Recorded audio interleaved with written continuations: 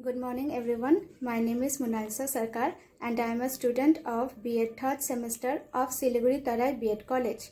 Today the lesson I am going to teach you is on a poem, that is The Voice of the Rain by Walt Whitman.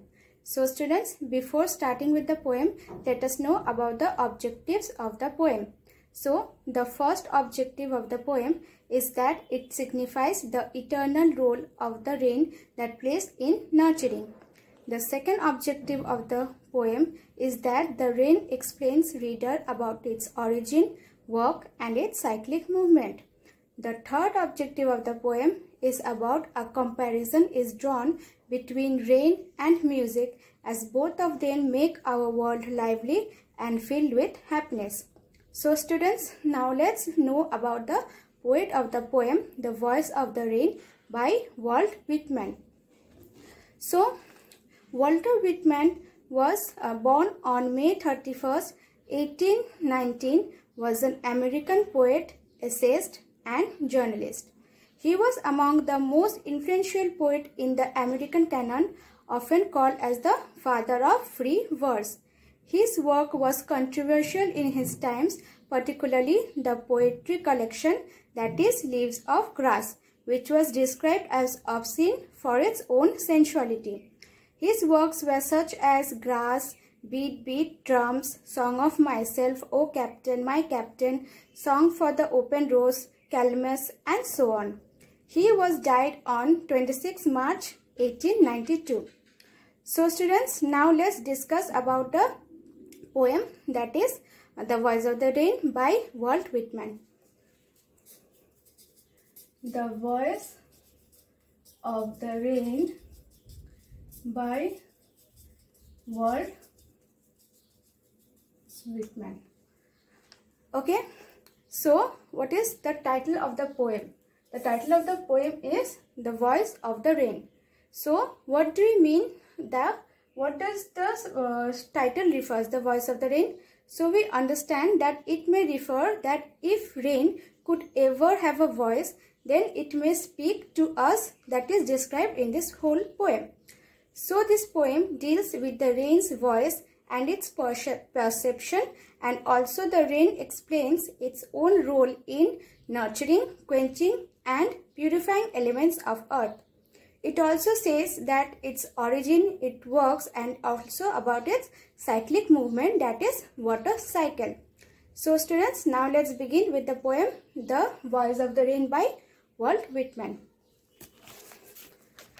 So let's start the poem. And who art thou, said I to the soft falling shower, which strange to tell gave me an answer, as here I translated, I am the poem of earth, said the voice of the rain.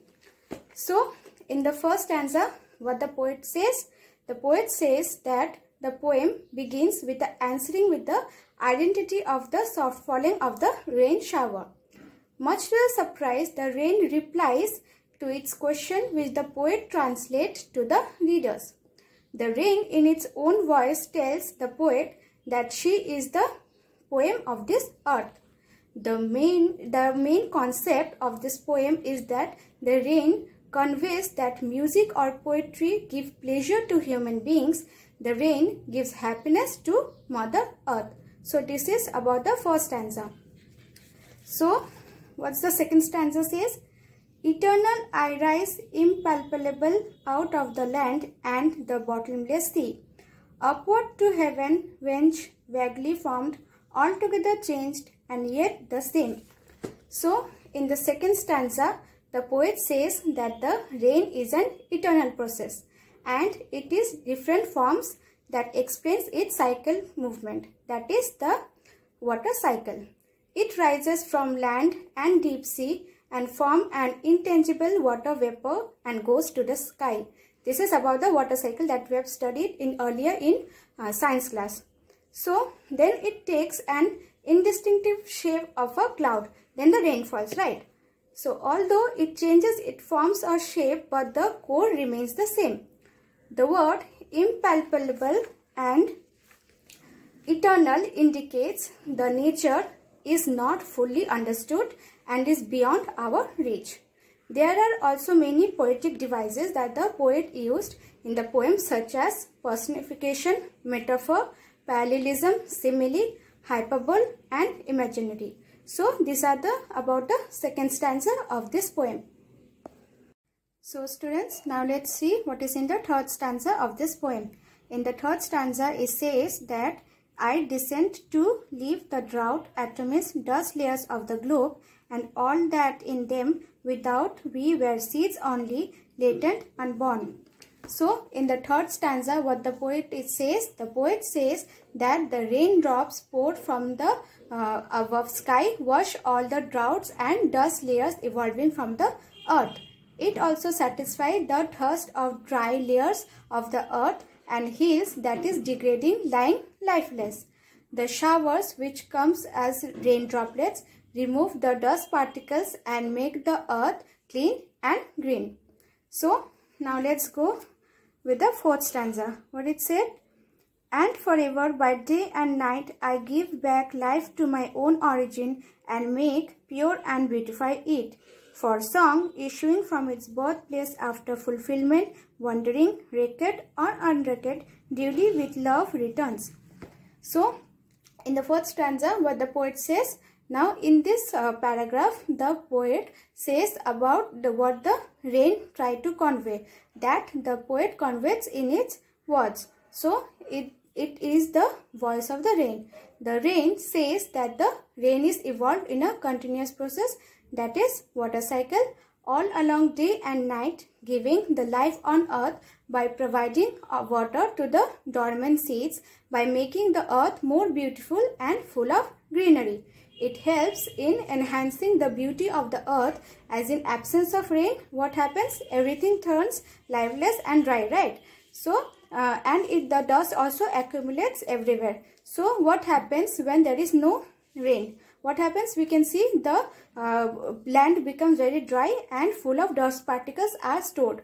But what happens when there is rain? During the rain, the earth looks very greenery and makes the earth very purified and beautiful. So in the last two lines of the poem, the poet says his own reflection on the answers given by the rain. So the poet observes that the life of the rain is similar to that of song. So see, now here is a comparison drawn between the poet by the rain and with the music. So what he says that a poem or a song is creating to heal, calm, rejuvenate. In the same way, the rain represents the repeated evaporation, condensation, and purifies the rain and repeated greenery everywhere on the whole earth and make the earth beautiful to look at. So a parallel comparison is drawn by the poet between the rain and the music. So here is the comparison, says that the rain and the music heals and makes the earth very pure and beautiful. So then the poet therefore draws a parallel line between the music and rain, as both of them has rhythm, ability to thrill, rejuvenate and beautify life.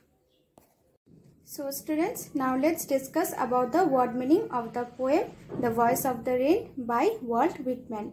So the first word is impalpable.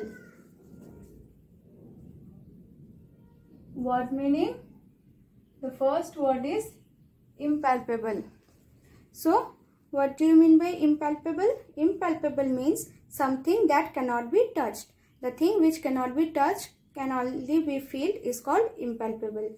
What is the second word? The second word is lave. What is lave? Lave means wash or bath. That what is signifies that the rain washes all the dust particles from the earth and makes it greenery and full of beautiful earth. So the third word is atoms. What do you mean by atoms? Yes, atoms means tiny particles. The fourth word, what is the fourth word? The fourth word is latent. What do you mean by latent? Latent means hidden. So students, these are the word meanings of the poem The Voice of the Rain by Walt Whitman.